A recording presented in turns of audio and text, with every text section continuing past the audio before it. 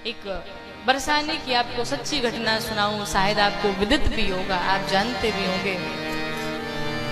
एक बार एक सेठ जी थे, बरसाने में एक सेठ जी रहा करते थे। श्री राधा रानी के बड़े भक्त थे, बड़े उपासक थे, बहुत प्रेम करते थे मैया से, बड़ी निष्ठा थी। उनके 4 बेटे थे, लेकिन बेटियां नहीं थी। तो उन्हें बेटी की चाहत थी कि मेरी भी एक बेटी होती तो मैं भी उसका कन्यादान करता, उसे ये पहनाता, वो करता, तमाम सारे सपने थे उनके। पर नहीं था भाग्य में, उनको कोई बेटी नहीं हुई। बेटों का विवाह कर दिया, बहुएं घर में आ गई, लेकिन वो जो कसक थी, वो जो ललक थी बेटी को पाने की, वो नहीं गई। बैठे बैठे एक दिन रो रहे थे, मेरी कोई बेटी नहीं हुई। तो एक दिन संत भगवान आए। संत भगवान ने पूछा क्यों रो रहे हो? उन्होंने कहा महाराज क्या बताएं, मेरी एक बेटी नहीं हुई। मुझे बड़ा सपना था, बड़ा शौक था कि मेरी एक कन्या होती, तो उसका मैं खूब बढ़िया से विवाह करता, खूब उसको देता लेता, बड़े सपने थे हमारे। संत भगवान ने कहा ये अच्छी बात है कि आपके पास बेटी नहीं है। कहा क्यों? अरे तुम्हारे पास बेटी नहीं है तो तुम श्री राधा रानी को अपनी बेटी क्यों नहीं मान लेते? कहते हैं संसार में जिस रिश्ते की कमी हो, जिस संबंध की कमी हो, उसको भगवान से जोड़ दो। आपके पास अगर बेटा नहीं है तो ठाकुर जी को ही अपना बेटा मान लो। आपके पास अगर भाई नहीं है तो ठाकुर जी को ही अपना भाई मान लो। संत भगवान ने कहा तुम श्री राधा रानी को अपनी बिटिया मान लो, इससे अच्छा क्या होगा, प्रेम और प्रगाढ़ हो जाएगा। सेठ जी ने क्या किया, बरसाने में गए और श्री राधा रानी के पास गए, चरणों में बैठे और जाकर के श्री राधा रानी से कहा मैया आज तक मैं आपको देवी भगवती मानता था, लेकिन अब आज के बाद आप हमारी माँ हैं, आप हमारी बेटी हैं, मैं आपका पिता हूँ। बेटी मान के चले आए। लेकिन ध्यान दीजिएगा, जीव तो संबंध बना लेता पर भूल जाता है भगवान को, लेकिन भगवान ऐसा नहीं करते। भगवान जिससे एक बार संबंध बना लेते फिर भगवान उसे कभी भूलते नहीं। श्री राधा रानी को बेटी बना करके चला आया। सेठ जी अपना कार्य करने लगे। कुछ दिन बीते, घर में कोई फंक्शन आया, कुछ पड़ा घर में, तो चूड़ीहारन आई बहुओं को चूड़ियां पहनाने के लिए। जब चूड़ियां पहनाने के लिए आई, 4 बहुएं बैठी चूड़ियां पहनने के लिए, उनके साथ में 5वीं भी बैठ गई घूंघट लगाए। चूड़ीहारन ने चारों को चूड़ियां तो पहनाई, लेकिन जब 5वीं को चूड़ी पहनाने गई वो तो श्री राधा रानी थी।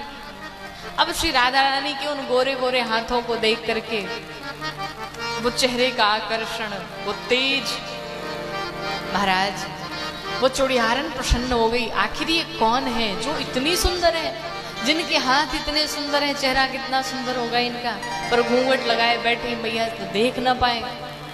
कहा कोई बात नहीं, अब की बार तो नहीं देख पाई, पर अगली बार आऊंगी तो जरूर देखूंगी कौन है ये। चूड़ियां पहना करके चूड़ीहारन सेठ के पास आई। सेठ से आकर के कहा महाराज हमने आपकी 5 बहुओं को चूड़ियां पहनाई और 5 के हमें पैसे दो। तो कुछ बड़े कंजूस होते हैं महाराज, सेठ भी बड़ा कंजूस। अब एक पैसे दे, लेकिन एकदम गिन गिन करके दे। सेठ ने कहा हमारी तो 4 ही बहू हैं, तुमने 5वीं को कहां से चूड़ियां पहनाई? चूड़ीहारन ने कहा महाराज हम सत्य कहते हैं, झूठ नहीं बोल रहे, हमने 5 को चूड़ियां पहनाई। अच्छा, सेठ को विश्वास नहीं हुआ। कहा तुझे अभी पैसे नहीं दूंगा, बाद में दूंगा। ठीक है। चूड़ीहारन चली आई। सेठ जब घर पे आया संध्या के समय, उसने अपनी बहुओं को बुलाया। बहुओं को बुला करके पूछा ये बताओ तुम कितनों ने चूड़ियां पहनी? कहा हम तो 4 ने चूड़ियां पहनी। नहीं एक 5वीं भी थी। कहा नहीं कोई 5वीं नहीं थी। नहीं तुम्हारी कोई पड़ोसन आई होगी, तुम्हारी कोई बहन आई होगी, 5 ने चूड़ियां पहनी, क्योंकि वो चूड़ीहारन तो 5 के ही नाम ले रही थी। बहुओं ने कहा पिताजी हम तो यहीं बैठे हुए थे और हम साथ में 4 ने ही चूड़ियां पहनी, कोई 5वीं नहीं थी। सेठ को लगा कि चूड़ीहारन झूठ बोल रही थी पैसे के लिए। सेठ रात्रि में भोजन इत्यादि प्रसाद पाकर के सो गया। और रात्रि में जैसे ही सोया, आधी नींद लगी थी, तब तक उसे स्वप्न दिखा। और स्वप्न में श्री राधा रानी रोती बिलखती हुई आई, जोर जोर से रोए जा रही है। सेठ ने पूछा कौन है आप, क्यों रो रही हैं? कहा मैं आपकी बेटी राधा, भूल गए आप? सेठ ने कहा नहीं नहीं, मैं भूला नहीं हूं, आप तो हमारी बिटियां हैं, हम आपके पिता हैं, भूल कैसे सकते हैं? पर हुआ क्या, आप क्यों रो रही हैं? श्री राधा रानी ने कहा पिताजी, संबंध तो आप बना करके चले आए कि मैं आपकी बेटी, आप मेरे पिता, पर क्या उस संबंध को आपने निभाया? सेठ ने पूछा हुआ क्या तुम्हें, क्यों ऐसे बोल रही हो? राधा रानी ने कहा पिताजी, एक बात का बड़ा कष्ट है कि आपके पास 4 बहुओं को चूड़ियां पहनाने के लिए पैसे थे, पर 5वीं बेटी के लिए पैसे नहीं थे। आप भूल गए, सिर्फ 4 बहुएं ही याद है कि घर में फंक्शन पड़ा है तो 4 बहुएं चूड़ियां पहन ले, 5वीं नहीं याद है। इतना कह करके श्री राधा रानी वापस चली गई। सेठ की नींद खुल गई, उठ गया रात के 12 बजे और उठ करके बैठ गया। उसी रात्रि में गया, घर से जितनी जीवन भर की संपत्ति कमाई थी, जितने सोने चांदी हीरे मोती घर में रखे हुए थे, जितना धन रखा हुआ था, सब इकट्ठा करके और एक पोटली में बटोर लिया। क्या होगा इस धन का? जो परम धन था अब तो वो प्राप्त हो गया। इस धन का मैं क्या करूंगा? सारा धन इकट्ठा किया और लेकर के रात के 12 बजे चूड़ियारन के पास पहुंचा, दरवाजा खटखटाने लगा।